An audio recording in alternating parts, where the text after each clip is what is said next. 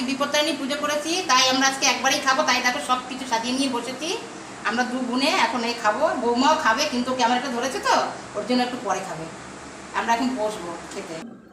Hello বন্ধুরা, এই দেখো আমরা বসে পড়েছি এই খেতে। আজকে এই বিপত্তারিণী পুজো করেছি তো তার জন্য এই খাবো, তাকে একার সঙ্গেই খেতে হয়, ওই জন্য একবারেই সব খাবো।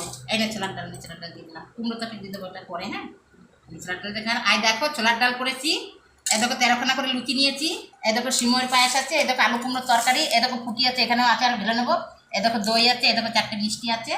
আর আমরা এখন এই ছোলার ডাল আর কুমড়োর তরকারি এইসব দিয়ে খাবো। এটাও নিয়ে নেবো, এটা খাওয়া হলে এটা দিয়ে নিয়ে নেবো পরে।